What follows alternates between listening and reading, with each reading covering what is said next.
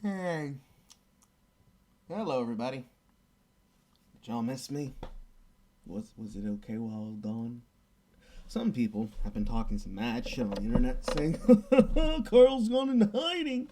He hasn't been seen since the live stream with Jake. Where is he? Where's your boy? I was off the internet, guys. For the most part. The battery in the laptop conked out. Wasn't holding a charge anymore. And because it wasn't holding a charge, I've been camped out on my sofa, paying attention and watching the news of the day until the new battery came in and I could be able to ensure that it could hold a charge, the problem was fixed, and that we could continue going forward making videos as normal. We have a bunch of things on the back burner that are going to start coming out as I finish the research on them and I present them to you. Not all of those things are newsworthy. Some are, some aren't. But what's on the docket today most definitely is. Now, I don't like having to shield myself because I have a shame about doing so. I don't feel I've earned it yet. See, a lot of people, especially with a curious cat question that I received during the quote unquote hiatus, made me realize there is a point that some of these people do have, and that is that I'm working with behind the deck technology. I've already stated before, and if I haven't stated it since, I'll state it loudly at the beginning of this before we get into the details. I don't want I don't want to ask for money because I find that shameful. Despite being a hypercapitalist, there is a certain thing that I want to do, and that's prove that I can do it. Supplying my own tech and paying for it is one of those steps. I don't want to ask for something that I haven't proven to myself that I don't deserve. Right? So, I want help. I should ask for help. But I'm not very good at asking for help when I need it. I am a proud Saiyan, and I don't like feeling weak. It's not weak to ask for help when you need it. It's not weak to recognize when there's something that's too difficult for you to do, that you need support for it. But, boy, the voice in the back of my head and the voice of all these people, if I was a weaker man, they'd get to me. So, if you haven't, please check out the Subscribe Star. Please check out the Ko-fi. Donate if you want to. If you want to give me a direct donation, send it directly to my PayPal. Information's been posted on my Twitter. You can find me at @MrRandom. So, with that, with all points and ado being said, what brings you here? Back to my bedside boudoir. The short answer is Disney and Marvel. The long answer is Marvel's being fucky again. I'm not going to talk about the MCU Spider-Man shit. It's not important. It's quite literally the definition of clickbait. What I will talk to you about, I'll put it in the description below if I can find the posts that I'm going to be referencing here. What I want to talk to you about very quickly is the nature of things going forward. We've talked about Disney and how they abuse people using the techniques of diversity and inclusion to essentially erase and replace every character that they can. We talked about it in the live stream when we were talking about the diversity inclusion game. Their entire game plan moving forward is to replace every single white, male, and stale character that they can. If it's original in the books as having been one thing, they're going to change it to another and do it in the most drastic way possible. They've proven that. They've said that that is their intention from the beginning. But now it's worse. Why is it worse? Well, we talked about it a lot, but one of the many things I've mentioned was that Disney, I either mentioned it here on Twitter, Disney is the single most aggressive abuser when it comes to the abuse of copyright. And the reason why is because they take intellectual properties simply so that no one else can make it, and they can monetize it for every single piece and proper that they want. This is why they acquired Marvel. They don't have to really try. All the content they would ever want is right there for them to use. They can take it, they can make something out of it, spit it out. That's what the MCU was. And more importantly, that's what their Netflix shows were. They were taking the original characters that a lot of people may have either never heard of or heard of as a fringe case, as one of those out there characters on the street level, and they made Jessica Jones, They made Iron Fist, they made Luke Cage, they made Daredevil, and then the Defenders, and then they took them all away to do what? To bring in Disney Plus. We all predicted it when they did it. We said they're going to cancel these shows, they're going to take them from Netflix, and they're going to put them onto their line. Now keep in mind, Disney already owns Hulu. They already own Nat Geo. They already own the History Channel. They already own all this shit. They're going to be putting that together with Hulu and offering those things for a spread cost that's either going to be matching or slightly below the Netflix cost. I believe that's going to be like, what, $15 for 3 services? But that's not the real issue there. The real issue is what they've announced for Phase 4. You know, WandaVision, Loki, what's the other one? What was the other one? Lady and the Tramp. I can't remember the other one. That was the film or the TV show. The list is up. The list is up and out there. You can figure it out. But the newest show, the other ones that were added just the other day, She-Hulk and Miss Marvel, which means Jenny Walton and Kamala Khan. These shows are being pushed explicitly to get audiences interested in the characters that don't sell. She-Hulk is not selling because it's not the slim, thick She-Hulk we're talking about here. It's not the go 10 rounds with the Juggernaut in the sack She-Hulk. We're talking about the She-Hulk that literally looks no different and acts no different from the regular Hulk. And we're talking about Kamala Khan, teenage girl who's given powers because teenage drama, and all she's a Muslim teen. Why is that important to bring up? Well, it's one of the reasons why Marvel's been making all of these films. The MCU is separate from the original canon of Legacy, and much as how the MCU right now is being shat upon for how badly it's starting to go up and into Phase 4 after Phase 3, we're at the point where cosmic events are happening, right?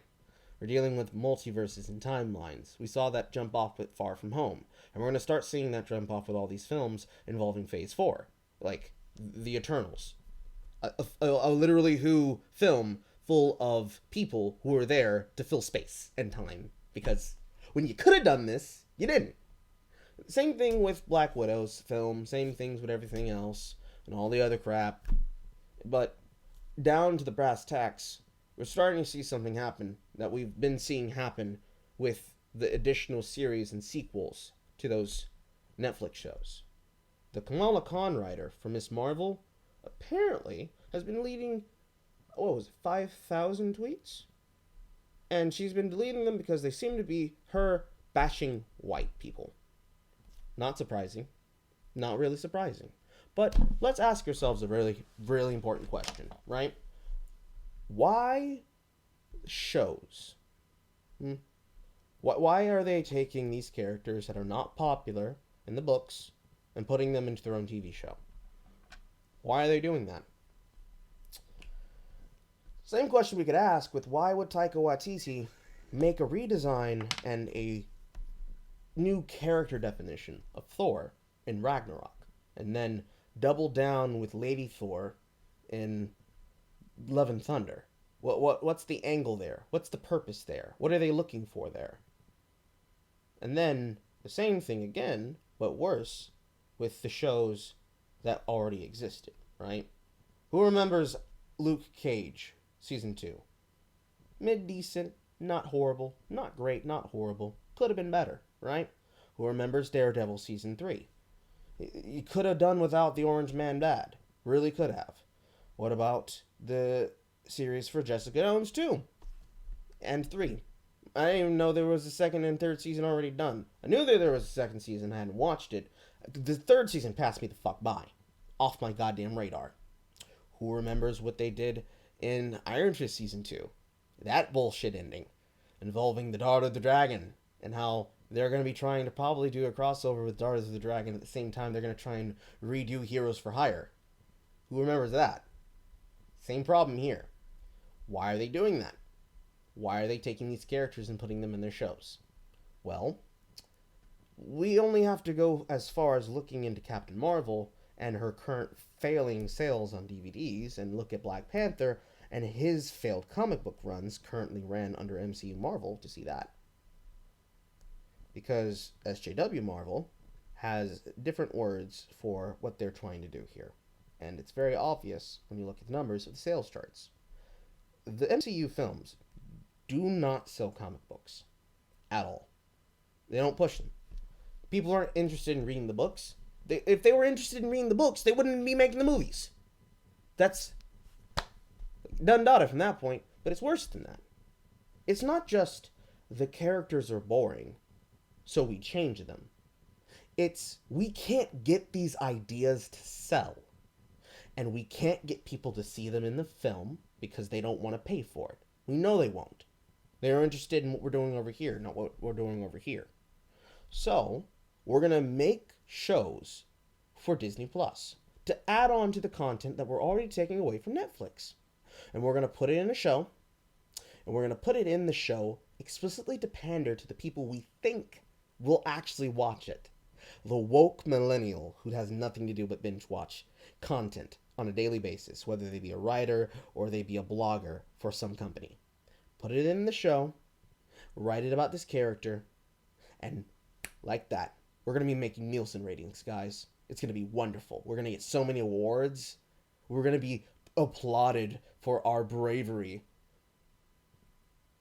That ultimately is going to go into a whole fuckload of articles written by Kotaku, Polygon, Rock Paper Shotgun.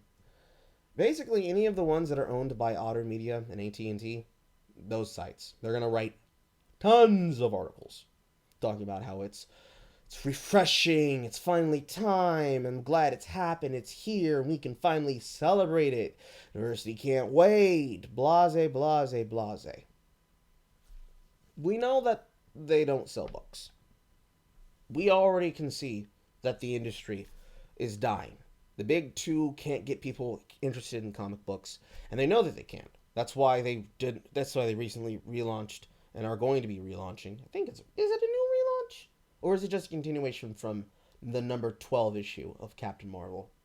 That they're going to be actually giving Carol Danvers her body back by making her a Dark Avenger. That they know will get people to care, at least about the character. They're doing what they did to Cyclops, right? We hate the character. We don't want him to be hated. We want him to make money. Let's just make an asshole. That's not what they're doing here. This. And God, man, I hope they go about it because it's going to be great. Because if they have to, they're going to sell you that version of the character. They're going to sell you evil Captain Marvel. And if it gets popular in the book, they're going to be obligated to put it in the film. And I can't wait for that garbage fire. But ultimately, the point. Why does Marvel think, and why does Disney proper think that this is going to work? Well, it's the same problem we've seen with everything else that ever happens. Marvel gets told, and Disney gets told by their market shares that, hey, we have a whole large audience that wants to pay money for these films. But they know that it's a lie. Like, they did research. This comes directly from Data Racer. What was the title? 113? I'll put the tag in the description if I remember to. This comes directly from Data Racer, where Data Racer tells us that Disney hired advertising firms and analytic firms to go through the numbers of all the people about The Last Jedi. Disney knows what margin actually is complaining. They understand that it's not a small minority of people who didn't like those films.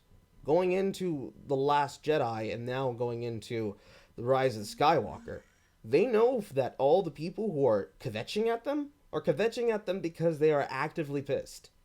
And they are hoping that they can overpower them or guilt them into shame or into supporting something by telling them to just turn your brain off and have fun and enjoy content and consume next content and then get excited for next content. They're hoping that the actual warriors in the culture here are going to go and lambast and lynch and destroy people on their behalf. We know that this is what they're going to do because that's what they did with little Ariel. That's what they did when it went knocking around about them changing a character's original race and then saying to them loudly and proudly, if you don't like the fact that we're going to change her and her Danish heritage from this to this, well, we have something to say about you. And then immediately after that, what do? hey guys, Harry Styles is gonna be the lead. And how many people cried saying, oh my god, you can't do this to us. This is unacceptable. Exact the same ones that are complaining about it now. The exact same ones who are lynching people over it now. If I'm saying anything, what am I saying? I'm saying Disney's about to get so goddamn woke, you can't look at them without sunglasses. That's what I'm saying. Disney is doubling, tripling, and now quadrupling down on we're not the racists, you are, going into making these shows. They're going to pick the most diverse cast possible. They're going to pick the most annoyingly woke cast and woke writers as possible. I would not be surprised if they didn't field picks from people that are currently working on The Witcher. They're going to get those people in those positions and roles. They're going to fuck up those characters. They're going to sell you shit and tell you, you need to eat this. If you don't eat this, you're a bigot. They're probably going to make bank. Not enough bank. Not enough bank to support the show. I pray that the actors don't get fucked over this. Because if there's anybody who needs to be hung over this, it's the executives that okayed it at Disney, and it's the executives that okayed it at Marvel. Because it's out of their hands. The actors are not the ones responsible for this. Sure, they can do some stupid shit, but that should not be on us to blame them as the audience for what they do. They have to do this. They have to stand for the company. If they don't stand for the company, they're going to get fucked. It's the same problem with Mulan, right? Mulan's actress came out in support of the Hong Kong riots, of being on the side of the state instead of on the side of the protesters. A lot of people want to boycott the film. What do you want her to say? Y'all didn't forget Tiananmen, did you? What, you think because people are watching them that they give a shit? Don't be stupid. Be skeptical. Be Alex Jones, but don't be stupid. Keep your eyes on the situation very closely. What happens next is going to be dictated on audience reaction. If it goes well, they're going to lean into it hard. If it gets blowback, they're going to back off and say, guys, we were joking, we were just kidding. It's not that big a deal. So, keep doing your research. Keep looking at the news. Pay attention. Stay woke. Don't get conned. And if everything turns out for the better and the show's decent, it's mid-watchable drama content, why not? That's what Miss Marvel's entire comic book was about. It wasn't about hearing the superhero story of how Kamala Khan accepted the role from Carol Danvers. No, she's a fucking Carol Danvers stan. The entire book of Miss Marvel is literally a character actress trying so desperately hard to be something that she's not, while being embroiled with teenage drama. If it's fun, it's fun. If it's great, I'll watch it, but you ain't getting a red cent out of me. I'll see you guys next time.